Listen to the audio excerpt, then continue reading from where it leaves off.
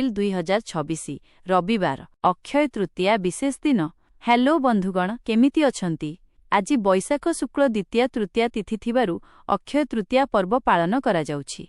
पूजापाठ एवं सुना गहना किणिबार अति शुभ मुहूर्त आज सकाळ 10:49 आरंभ होई आसंताकाली सकाळ पर्यंत रहिबो।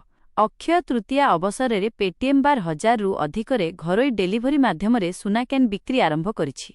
आज मध्य भगवान परशुरामଙ୍କ जयंती एवं विश्व यकृत दिवस वर्ल्ड लिवर डे पालन करा जाउछि। जातीय खबर ऐतिहासिक दिन 1975 मसीहा आजिर दिनरे भारत निजर प्रथम उपग्रह आर्यभट्ट महाकाशकु पठाइथिला।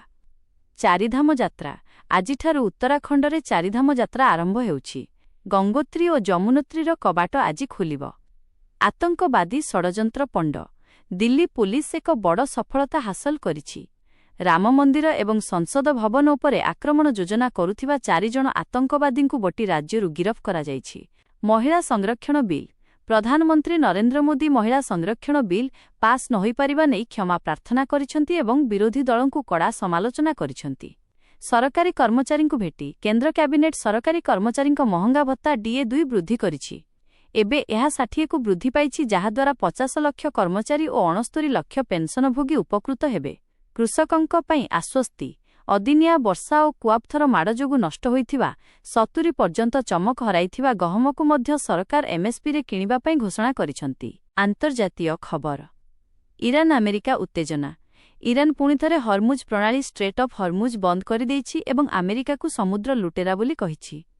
गुलीचालना कारणरू 9टी भारतीय जहाज मध्य अधा बाटरू फेरी आसिछंती।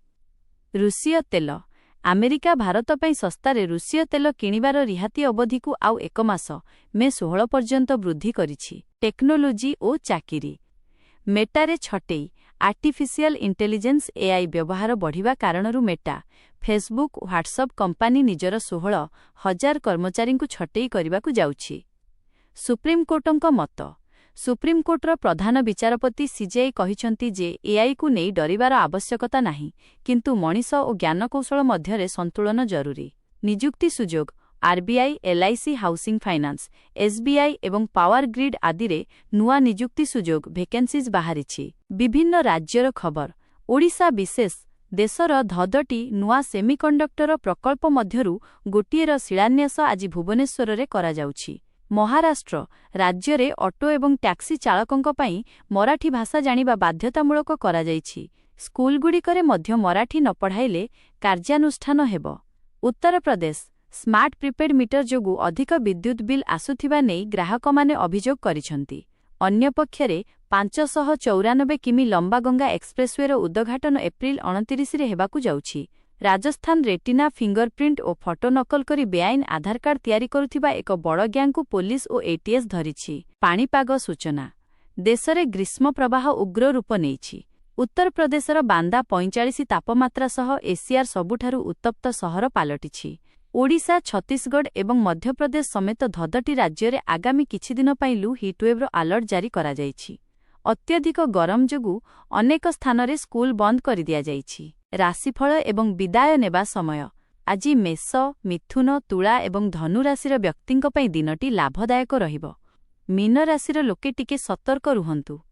शेषरे ओडिशा न्यूज ऑफिशियल परिवार तरफरु आपण समस्तंकु अक्षय तृतीयार अनेक अनेक शुभेच्छा।